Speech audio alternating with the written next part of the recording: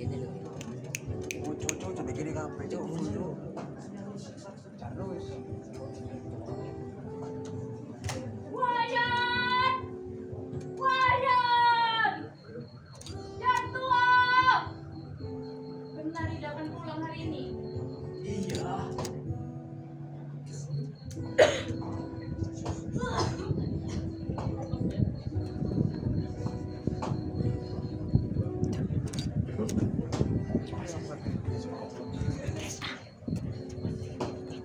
Si tua itu tak pernah kelihatan kalau sedang dibutuhkan. Pasti ia sedang menembang di kamarnya seperti orang kasmaran. Pura-pura tidak mendengar. Leherku sampai sakit memanggilnya. Wayan! Yan! Yan tua! Wayan! Nuna Sugere Gusti Biang. Sepertinya ada yang berteriak. Leherku sampai sakit memanggilmu. Telingamu, kamu pakai tidak? Masih Gusti. Itu sebabnya tiang datang. Jangan berbantah denganku. Kupingmu udah dipenuhi oleh kutu-kutu busuk. Kau tua, tuli, pikun, rambut. Kerjaanmu hanya bisa bergaul dengan si ular. Nah itu, betul. Betul Gusti Biang.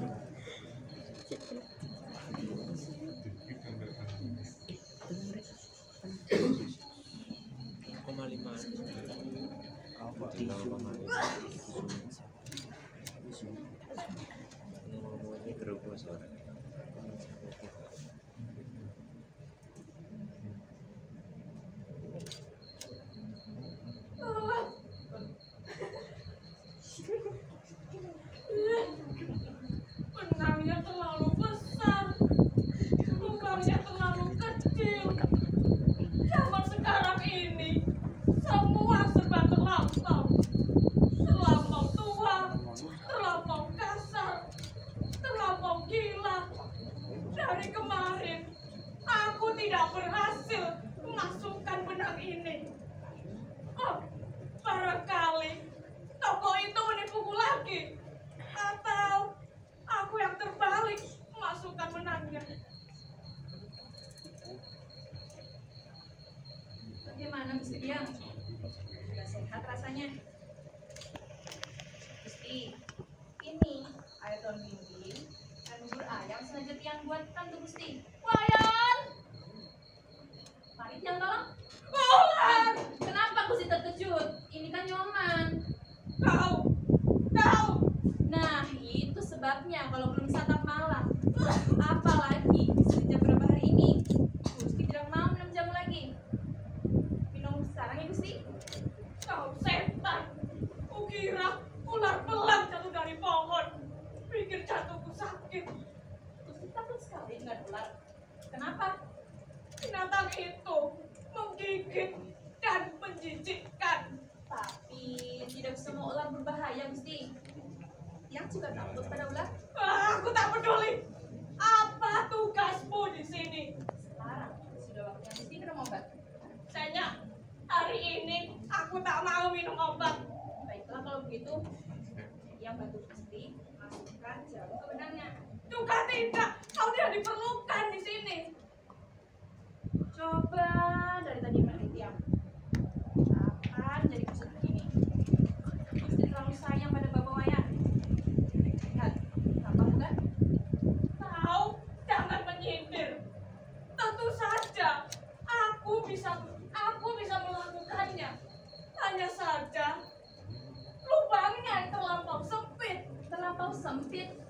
Pih, semua jarum dibuat kecil Gusti. Makin halus, makin mahal harganya. Siapa bilang toko itu menjual kawat utuh padaku? Setan alas. Gusti tak percaya. Coba sekali lagi. Jangan berlagak di sini. Ini bukan Arjeroras. Aku sudah bosan dibohongi oleh sulapan-sulapan palsumu itu. Lakiku sendiri tak pernah menghinaku. Ambil Gusti Biang. Gusti belum nyulam sekarang.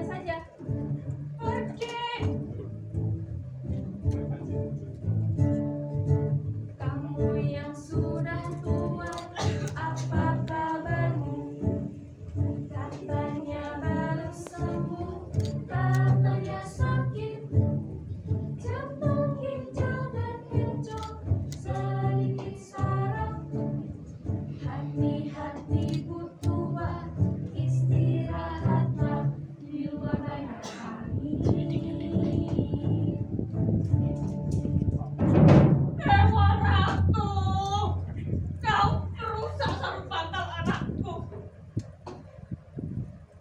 Sayangnya, Gusti tidak menyuruh tiang yang mengerjakannya. Mestinya di tengah bisa disulam dengan warna biru muda, lalu ditulis rapi. Selamat malam kasih. Selamat malam pujaan. Selamat malam manis. Good night my darling. Setan, setan, jangan berbuat sewenang-wenang di sini, mengatur orang lain yang masih waras. Good night, goodbye, menyebut kekasih, manis kau pikir. Wayan akan mengurungmu dalam gudang 3 hari 3 malam. Aduh, cantiknya Gusti Biang, seperti seekor burung merak, seperti 15 tahun lalu ketika dia masih kecil dan duduk di pangkuan Gusti. Masih ingat kan Gusti? Tidak, tidak akan kubiarkan kau duduk lagi di pangkuanku. Perak, ngompol, memangnya aku ini pelayanmu. Gusti adalah orang paling baik dan berbudi tinggi, tak seperti orang lain.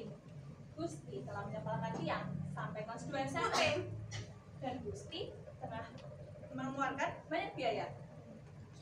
Coba tengok bayangan Gusti di cermin. Seperti 30 tahun saja. Minum sekarang ya Gusti? Tidak, Baiklah kalau begitu, jangan cicipi ya. Segar. sepatah pun aku tak ingin bicara denganmu. Sakit gede seumur hidupku. Kalau sampai aku mati karena racunmu, awas-awaslah. Rohku akan membalas dendam. Aku akan diam di pohon-pohon dan di batu-batu besar. Tiap malam, bila malam bertambah malam. Pergi kau, pergi. Baiklah Gusti. Tak apalah. Tapi tentunya Gusti akan tenang. Ini minum dahulu, lalu dilanjutkan dengan pil-pil yang lainnya.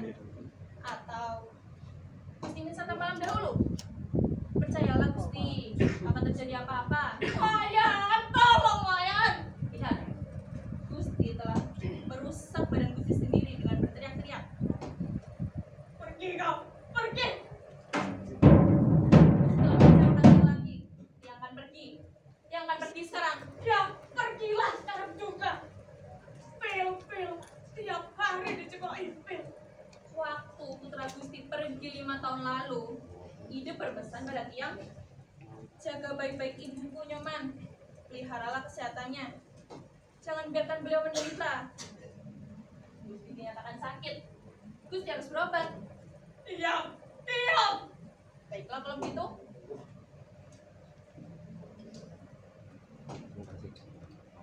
Gusti tidak usah berobat. Ya apa peduli tiang. Segera Gusti akan merasa lesu. Malam akan bertambah malam jua. Apa pedulimu? Tapi semua itu akan segera hilang kalau Gusti ingin menentukan dalam dinding ini. Jamu ini diramu berdasarkan kesayangan Gusti Biang yang juga mendapatkan akar-akar yang harum dan akan muatan badan. Gusti tak akan batuk lagi. Gusti, minumlah. Kau memang setan licin. Cukup, lepaskan. Tak yang sangka, Gusti sudah seberat ini. Tak yang sangka, dia akan pulang ke desa. Tak mau ngadain Gusti lagi. Ya, pergilah sekarang juga. Aku sama sekali Sekarang tak juga. menyesal. Dewa Ratu, moga-moga tulahlah perempuan sudra itu.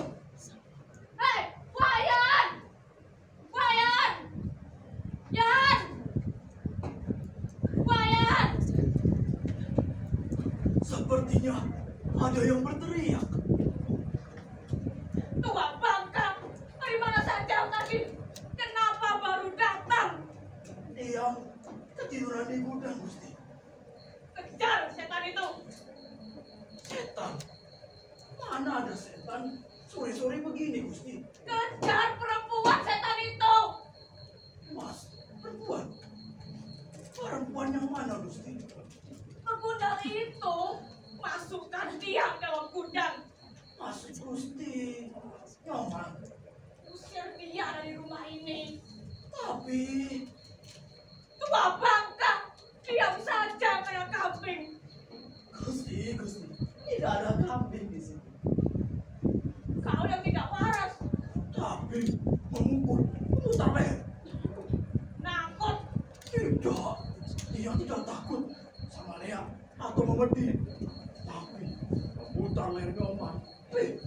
Lebih baik memutar leher yang sendiri. Dia mau meracunku. Dasar terlaluan. Meracuni Gusti. Siapa yang berniat meracuni Gusti? Ngotot. Sabarlah Gusti.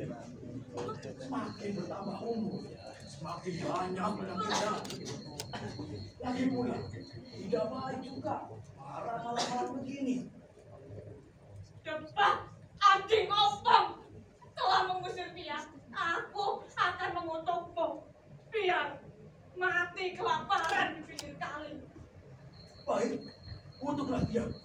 Usir sekarang. Tapi jangan pernah nyuruh memukul orang dalam usia lanjut. Orang mau berdoa dan bertapa, malah disuruh memukul orang. Kalau ular berbal, ular hijau, cacing tanah, ular bulu, dia akan bunuh. Jadi keselamatan Gusti. Seperti 3 bulan yang lalu, Gusti duduk di sini, nanti yang duduk di sana. Lapor sahur. Tiba-tiba Gusti berteriak, ular! Sekejap, mata ular itu menjadi 8 bagian. Dia bilang, Ular. Gusti, ular saja kelihatannya berbahaya. Tapi, ular adalah hewan yang lucu dan pemalu. Dia juga sering memiliki ular sawah dalam saku. Mulai ketika waktu senggang. Mana ya? Ular sawah yang mengandung bisa. Jadi, Gusti tak pernah takut. Iya. Ular! Berdepan, anjing opong. Jalan.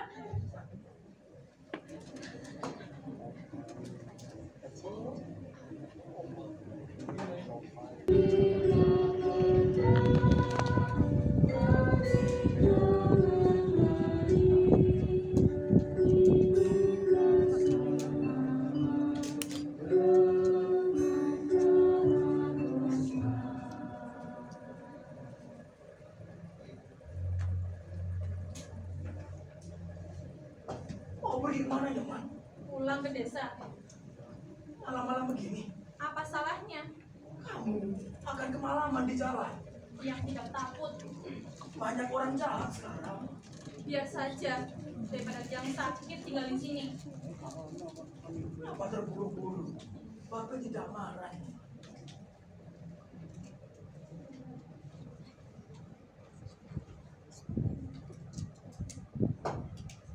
Saya dipukul. Diusir. Buat apa tinggal di sini kalau tidak disukai? Tapi Nyoman harus mengerti, kita berhutang budi pada Gusti Biang. Memang yang banyak berhutang budi. Beri makan, disekolahkan, dibelikan baju. Tapi kalau setiap hari jadikan disalahkan terus, bisa mati kalau tidak dikuat-kuatkan. Kalau tak ingat pesan pengurah, sudah dari dulu sebetulnya Bapak.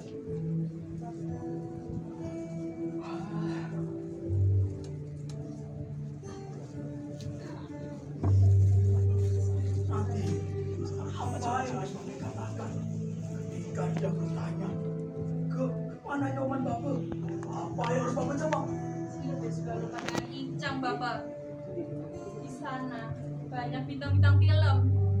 Pasti dia sudah lupa. Nulis surat saja tidak.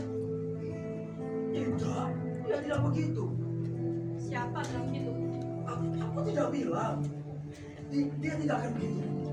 Kalau dia begitu, aku akan bertanggung jawab. Makanya jangan pulang. Ini barangnya. Yang tunggu di desa saja. Kenapa kamu musingkannya? Dia cuma orang tua bangka. Umurnya sudah 70 tahun. Nyoman! Nyoman! Mana bundang itu? Nyoman! Yang pergi Bapak, tak bisa tahan lagi. Yang sudah bosan. Jangan biarkan dia pergi. Tahan dia, Wayan. Baik, Gusti Biang. Yang pergi Bapak. Itu bukan kepunyaannya. Tahan. Tapi ini bungkusan, ini paket sendiri, Gusti. Dulu, ketika dia datang kemari, dia cuma pakai kain rombeng. Baik, ambil saja Bapak Wayan. Nanti lo. Apalagi yang mesti kendaki? Wayan, Baik, iya Gusti Biang. simpan cepat bungkusan itu. Jangan goblok kamu. Lalu, ambil buku catatan keluar masuk dari dalam lemari. Nih, buktinya. Catatan keluar masuk. Baru sekali ini tidak mendengarnya. Cepat ambil. Tapi buku besar yang mana, Gusti? Tolol kamu ini. Buku besar di dalam lemari yang berwarna hijau. Baik, Gusti Biang. Hah? Perempuan tak tahu balas budi, tidak tahu berterima kasih, diberi makan malah durhaka, disekolahkan malah menjadi lawan, maling, ular mau meracun. Katakan sepuas-puasnya Biang. Aku mau diracunnya. Terlalu. Yang sendiri. Gusti yang menyiksa Tiang. Dasar penjilat, ku berhentikan kau sekolah karena kau main mata dengan guru dan tukang kebun sekolah itu. Bohong.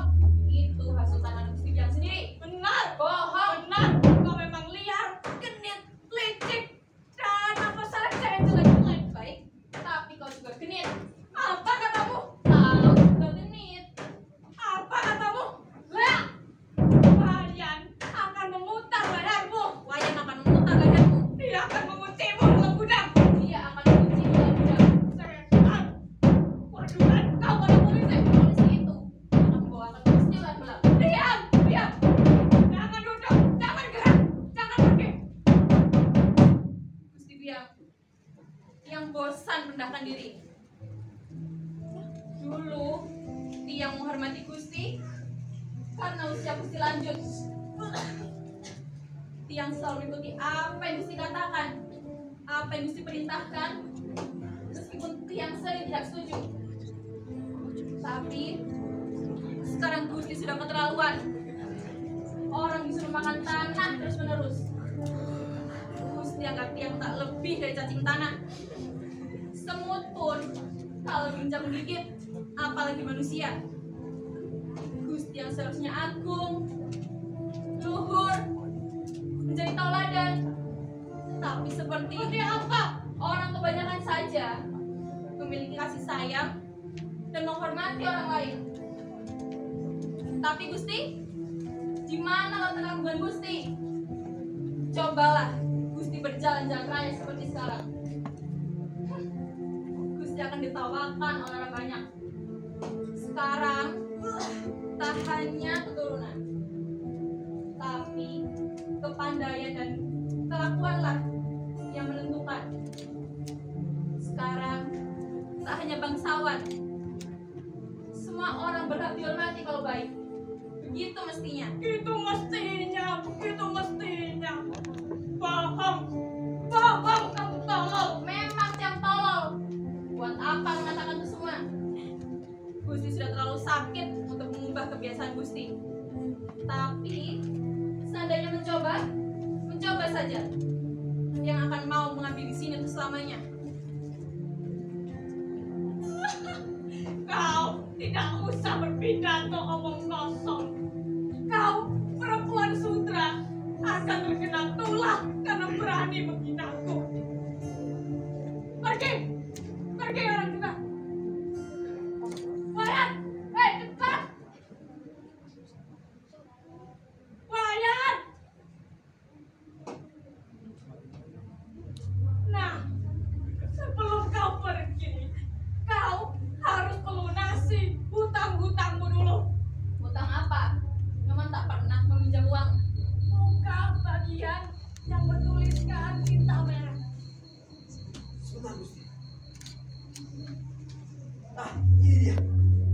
Baca perlahan dengan jelas. Baca! Sebentar, Gusti. Mata tiang kurang terang. Ampun, Gusti. Oh iya, Gusti lupa. Tiang tak pernah belajar membaca. Setan! Anak kemari!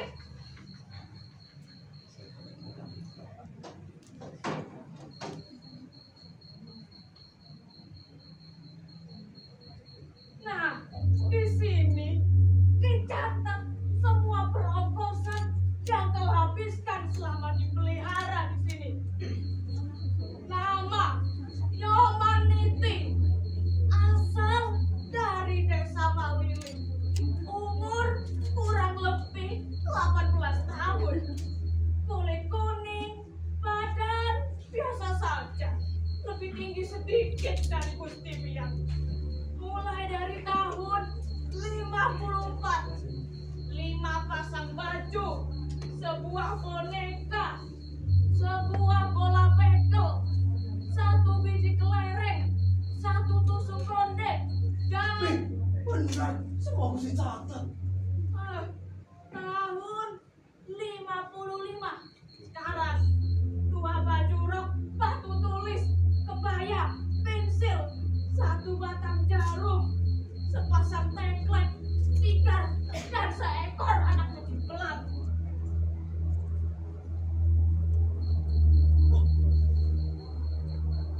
Selama 2 tahun ini sudah berjumlah 2 juta rupiah. Kemudian sekarang tahun 56. Ah, tidak ada. Aku lupa mencatatnya. Tahun 57. Aku juga lupa mencatatnya. Rugi besar aku. Lalu tahun 58. Sepasang sandal, sekotak bedak, kaca jendela, 2 buah gelas, 3 buah sisir, 3 butir kelapa, seekor anak ayamku yang paling baik disembelihnya, yang warna kuning, biru, merah, dan berumpun. Lalu Tapi itu tidak bisa kita bertanggungjawabkan kepada Nyoman, Gusti. Itu kesalahan induknya yang tidak bisa menjaga anaknya, bukan kesalahan Nyoman. diam, diam. Ini adalah urusanku. Nanti kau akan dapat bagianmu sendiri. Nah, ongkos hidupku benar-benar sudah terlewat batas. Coba lihat sini. Tahun 60 misalnya. Memecahkan kaca, korupsi sabun, menghapuskan nasi, korupsi uang belanja. Belum lagi aku memanggil mantri untuk mengobatinya. Banyak sekali. Belum lagi ditambah bunganya. Ini perhitungan gila. Semua telah aku catat bersama tanggal dan hari kejadiannya. Sekarang kau boleh pulang. Besok-besok aku, Wayan, bersama jurusita dan polisi akan mengambil tempatku. Sebab kau tak bisa membayar. Simpan cepat buku ini. Lalu usir dia. Badan tiang lemas, tiang tak kuasa. Gusti telah mencatat semua utang tiang. Berapa semuanya, Gusti? Sudah tak terhitung lagi. Jumlahnya hampir 20 juta. Tiang punya nyawa. Tidak ada harganya 20 juta, Gusti. Cepat usir dia. Apa? Baik, aku sendiri yang mengusirnya kalau Tak tak usah mau. disuruh, Gusti. Tapi sebelum Tiang pergi, Tiang hitung dulu hutang Gusti pada Tiang. Aku tak pernah punya hutang seumur hidupku. Lebih dari 10 tahun Tiang menghamba di sini. Bekerja keras dengan tidak terima gaji. Kalau tak ada bapak wayan, sudah dari dulu sebetulnya. Selama ini Tiang membiarkan diri diinjak-injak, disakiti, jadikan bulan-bulanan seperti keranjang sampah. Tak perlu rentengnya. Saja hutang Gusti kepada Tiang 10 juta dikali 10 tahun. Belum lagi sakit hati Tiang karena fitnahan dan hinaan Gusti. Tapi ambillah semua itu sebagai tanda bakti Tiang yang terakhir.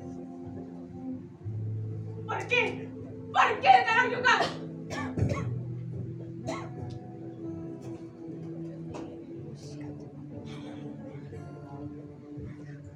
Satu miliar kali 10 tahun. Aneh-aneh saja bukan zaman sekarang. Jangan cerewet, Wayan. Awasi dia. Jangan kemari. Oh, dengar. Sabar Gusti. Kenapa Gusti begitu gelap mata? Gusti telah menghantam semuanya dengan hutang. 1 miliar dan kemana perginya Nyoman Gusti? Dia sudah pergi, Muta. Dia tidak akan mengganggu kita lagi. Maksud Gusti, Nyoman sudah pergi saat dia tak melihatnya. Ya, kita sudah terlepas dari bahaya. Terlepas. Justru bahaya itu baru saja datang Gusti. Tenang, Wayan. Yang 20 juta itu aku cuma pura-pura. Tidak usah dipikirkan. Tiang tidak pikirkan Tiang punya diri. Tiang memikirkan putra Gusti Biang. Bagus. Mari segera kita baca berita yang dikirimnya. Dia pasti mengumpat Tiang dan mengalungkan leher karena keteledoran Tiang. Kemana perginya Nyoman Gusti? Tiang akan menyusulnya. Apa maksudmu, Wayan? Tiang Bapak tidak ingin kehilangan toga 2 kali Gusti. Apa maksudmu, Wayan? Nyoman itu Gusti Biang. Ya, pegundal itu. Kenapa dia? Berani sumpah Nyoman adalah tunangan murah calon menantu Gusti Biang. Berani sumpah Nyoman adalah tunangan murah. Murah sendiri yang mengatakan aku akan menikahi Nyoman Bapak. Tidak. Itu semua adalah hasutan. Anakku tak akan kuperkenankan kawin dengan bekas pembantunya. Tapi mereka saling mencintai Gusti. Cinta? Apa itu cinta? Itu hanya ada dalam kidung-kidung samaran danamu, Wayan.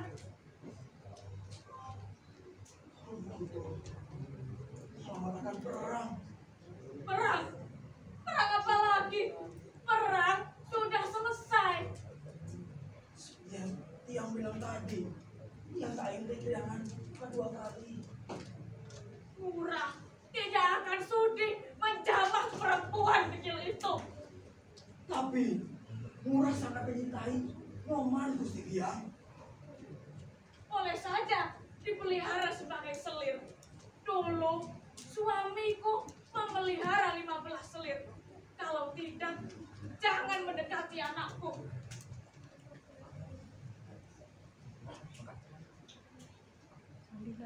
Baik, kalau tidak percaya, baca surat ini. Surat? Itu surat Murah. Aku yang terima tadi. Sudah 5 hari yang lalu.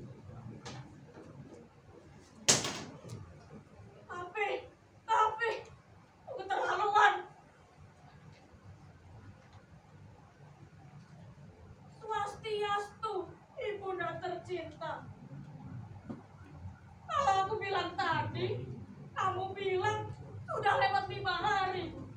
Ah, oh Dewa Ratu. Dengarlah, betapa pintarnya ia menghormati ibunya.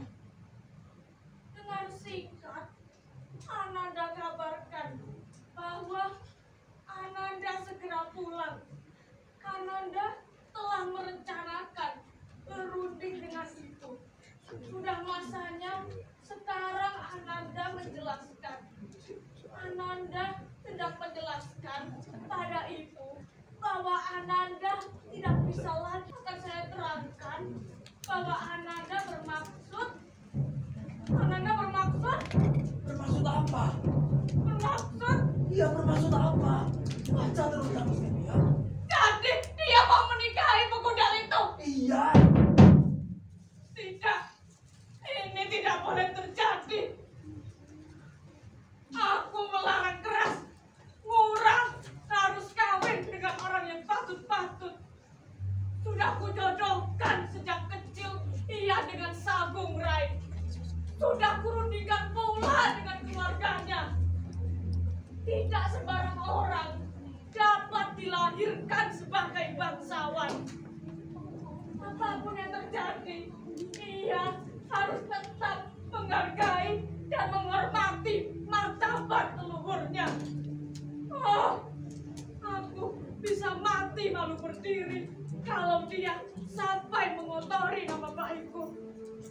Apa nanti akan dikatakan Sagung Rai padaku? Apa nanti akan dikatakan keluarganya padaku? Tidak, tidak.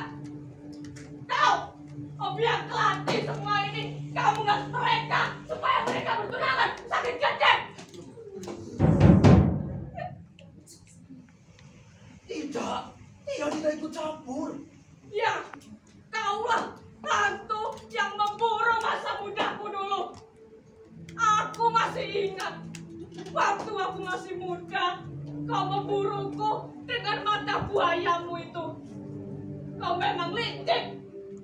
Kau menghasut mereka karena kau sendiri gagal. Siapa bilang dia gagal? Suamiku yang menggagalkan kau. Suamiku si Bian adalah seorang pembohong. Kenapa berani menghina menggaya suamiku? Semua orang mengatakan dia pahlawan, berjuang untuk kemerdekaan dan mati ditembak oleh Nika. Pahlawan? Pahlawan apa? Siapa yang bilang dia pahlawan? Pergi bangsat! Angkat barang-barangmu! Tinggalkan rumah suamiku ini! Baik, dia akan pergi. Tapi sebelum dia pergi, dia akan menjelaskan siapa pahlawan gadungan itu. Gusti harus tahu. Tidak, aku tidak mau mendengar. Kau sudah menghina suamiku. Terlaluan. Pergi. Benar. Pergi, Wea. Baik, dia akan pergi, Gusti Biang.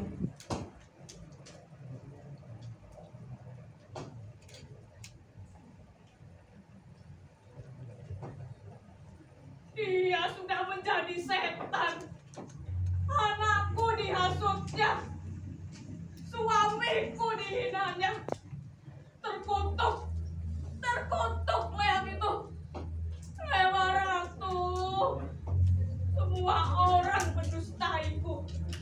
Semua orang menjadi binatang.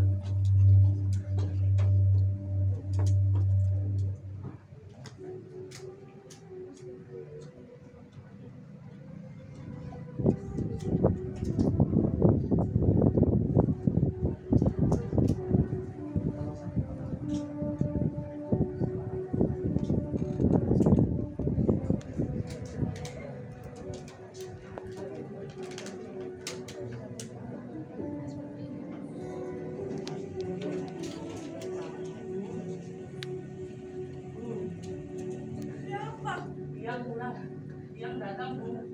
Murah. Ya, Murah. Murah. Oh, Murah.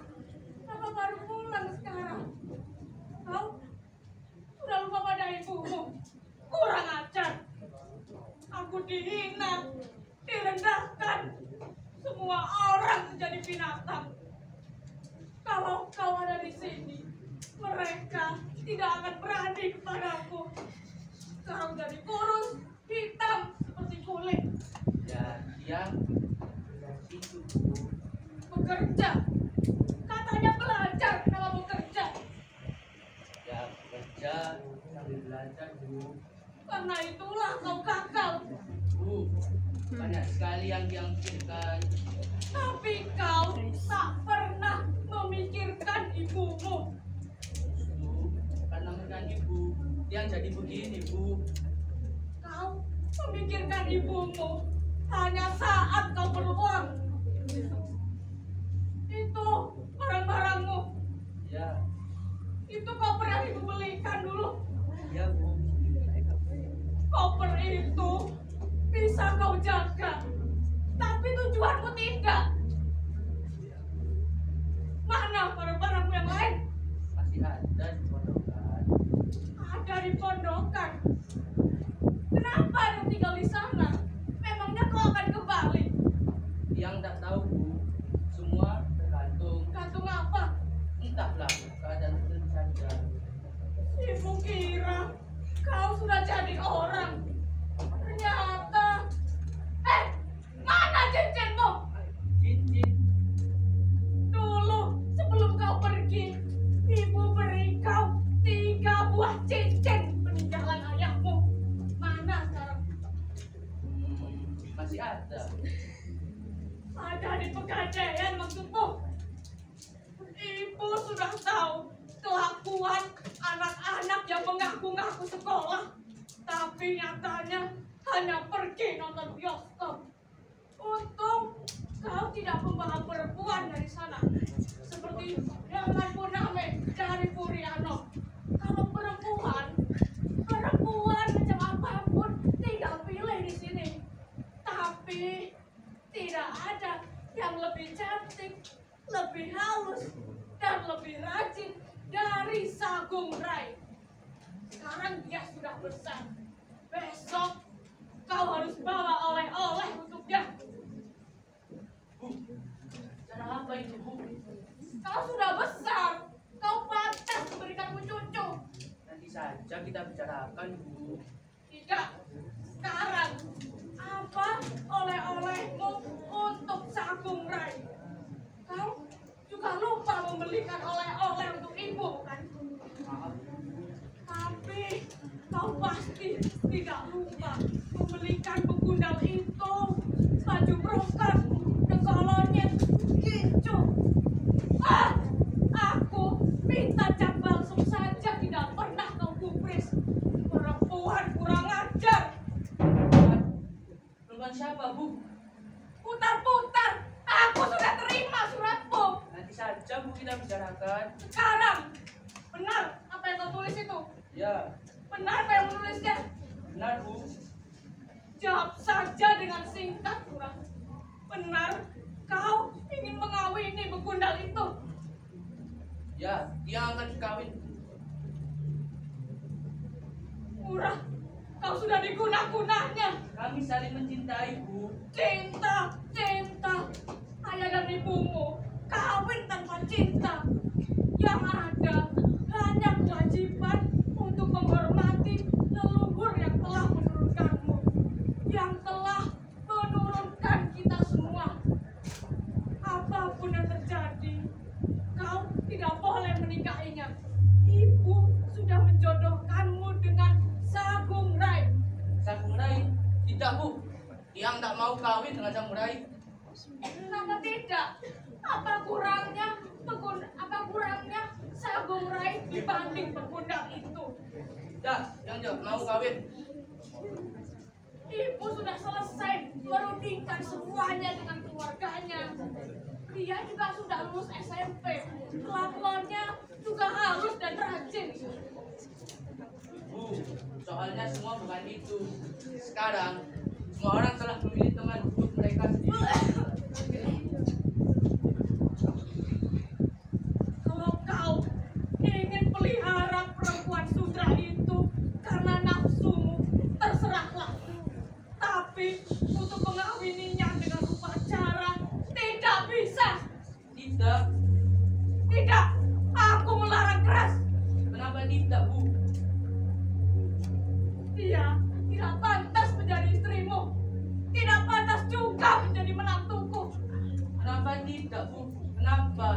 Siapa yang menjadikan Agung Rai lebih pantas dan nyaman untuk menjadi istri? Karena derajatnya. Tiang tak pernah merasa derajat Tiang lebih tinggi dari yang lain.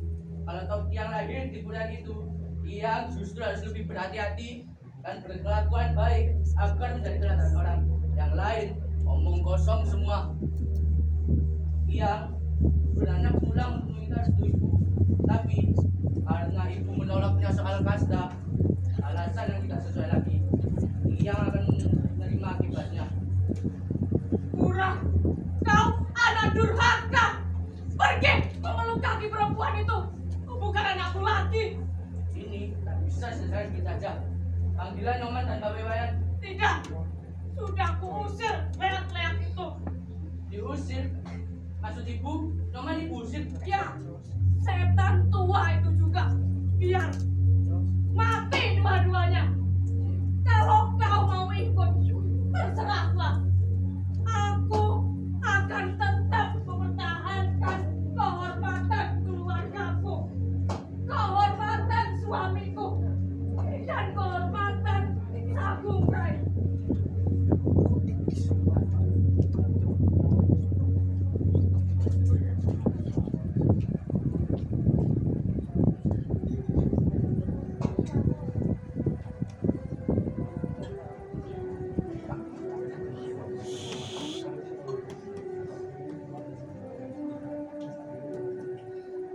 Turah, Bapak Wayan, pas sekali kamu datang. apa kabar Bapak? Buruk sekali. Bapak saja. Parahlah, umpatlah si tua pikun ini. Kenapa Bapak? Nyoman telah pergi. Mana? Baru saja Tiang tidak menyusulnya. Baru saja. Iya, baru saja. Pasti dia belum jauh. Kenapa dia pergi Bapak? Murah tahu sendiri. Gusti Biang tak pernah cocok dengan Nyoman. Dia sudah berkali-kali mencoba untuk menikah, tapi tiba-tiba saja dia sudah pergi. Sudah, biar dulu begitu. Pasti ini semua salah ibu. Duduklah dulu Bapak. Wayan! Wayan! Mana orang itu? Tinggalkan rumahku sekarang ini juga! Bapak sudah berusaha baik-baik, tapi tidak berhasil. Bapak pergi itu Murah. Pergi, Lea! Jangan mengotori rumah suamiku! Bapak jangan pergi Bapak. Jadi Bapak akan tinggalkan Tiang. Jangan pergi Bapak. Sianku! Pergi dari sini! Ya, dia hantu. Seberapa abad yang mengabdi di sini karena cinta. Tapi sekarang semuanya semakin memburuk. Bapak begitu Murah. Tunggu dulu! Apa yang kau bawa itu? Bedil! Bedil siapa itu? Ini bedil kepunyaan para Raja Wali ketika revolusi. Bedil itu kepunyaanku! Kepunyaan Gusti Biang. Ini bedil Bapak. Murah! Ambil bedil itu! Itu bedil peninggalan ayahmu! Ini bedil kepunyaan para Raja Wali. Setan! Anakku kau hasut! Bedil peninggalan suamiku kau ambil! Coba lihat. Aneh sekali bentuknya. Ini bedil kepunyaan para Raja Wali. Bu, mana bulu yang menaskan ayam? Aku selalu membawanya sebagai jimat. Coba lihat Bu. Peluru ini yang telah menewaskan ayah. Dokter Belanda itu membedah mayat ayah dan menyerahkan peluru ini pada ibu. Ibu menyimpannya sebagai kenang-kenangan. Kemudian atas permintaan ibu sendiri, dokter Belanda juga menyerahkan senjata yang dipergunakan untuk menembakkan peluru ini. benar. Senjata laknat ini yang telah membunuh suamiku di Jahanam. Nika tak pernah mempunyai benda semacam ini. Tidak, usir dia, Ngurah. Usir. Benda semacam ini hanya kepunyaan gerilya. Mbah, jangan biarkan dia bicara di sini. Usir. Tenang Bu, tenang dulu. Semua pahlawan mati tertembak oleh Nika. Tapi dia tidak. Ini Gusti Ngurah Ketut Mantri bukan seorang pejuang. Dia mati sebagai pengkhianat. Dengar, Ngurah. Dia sudah menghina ayahmu.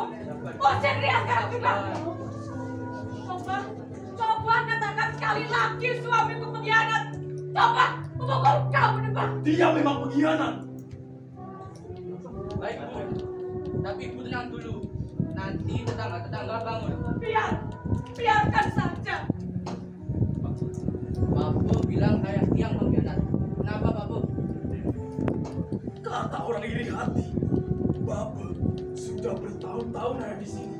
Untuk apa menjelekkan nama baik keluarga kami? Tiang tak senang dengan cara Bapak ini. Yang dia menjadi musuh dalam hidup. Susah payah Tiang memperbaiki nama baik keluarga. Bapak tidak menodainya.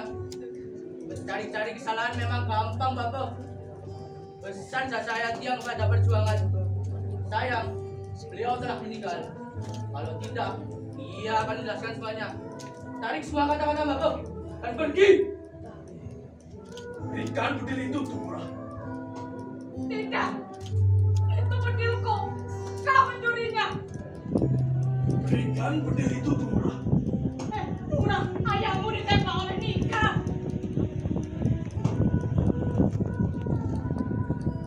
Coba buktikan. Kalau ayah Tiang seorang pengkhianat, berikan bukti yang nyata. Jangan hanya prasangka Bapak. Berikan bedil itu. Buktikan. Buat apa? Buktikan. Tiang yang selalu mendampinginya. Tianglah yang selalu bersamanya. Dan Tiang adalah seorang gerilya. Lalu, Aku telah sengaja melupakannya. Belanda itu memungutnya, tapi tidak tahu siapa yang menembaknya.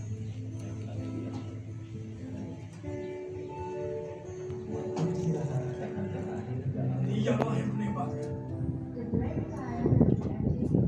Bapak, Tidak. Diam. Sudah waktunya kita menjelaskan semua ini. Dia sudah cukup tua untuk tahu. Ngurah mungkin berpikir bahwa ayah Ngurah lain sejati. Tapi dia bukan seorang pejuang. Dia adalah seorang penjilat, pengkhianat, musuh gerilya. Dia juga memiliki 15 orang selir untuk menutupi kewanduannya itu. Semua itu menjadi rahasia sampai kau lahir, Ngurah.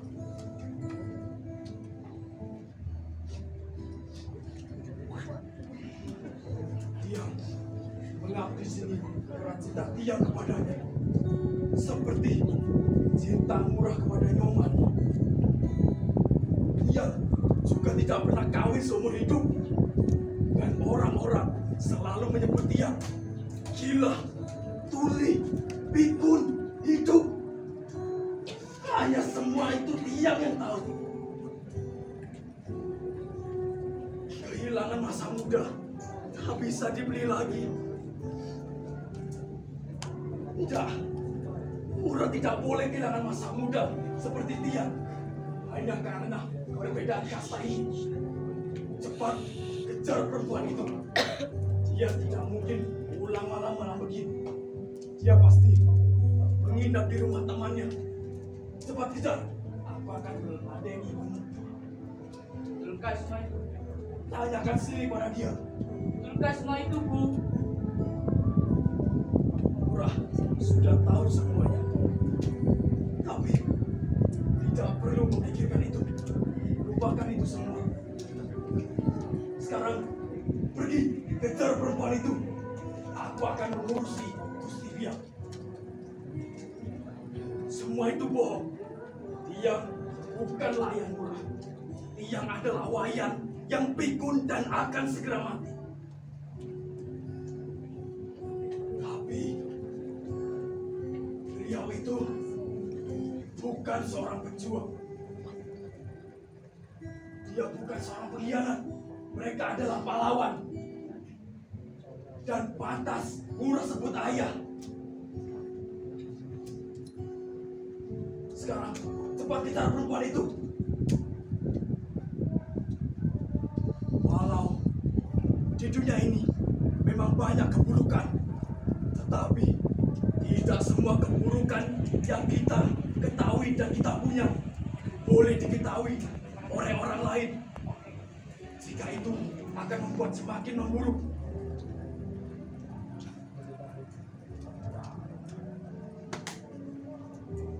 Bagaimana Gusti Biang? Kenapa kau ceritakan itu semua padanya? Dia sudah pantas untuk tahu. Dia sudah cukup tua untuk tahu. Kau membuatku sangat malu. Kenapa dia dicegah kawin? Kita sudah cukup menderita karena perbedaan kasta ini. Sekarang Aku tak akan mencegahnya kawin lagi. Kita akan mengawinkannya. Tapi jangan ceritakan yang dulu-dulu. Aku sangat malu. kalau begitu, Wayan tidak jadi pergi. Wayan akan terus menjagamu, Sakura. Sampai kita berdua mati di atas kuburan kita. Dan anak-anak itu memiliki keluarga mereka sendiri. Bagaimana Gusti? Apa, Wayan? Sakura, Apa lagi? kamu tetap cantik seperti Dewi Sri.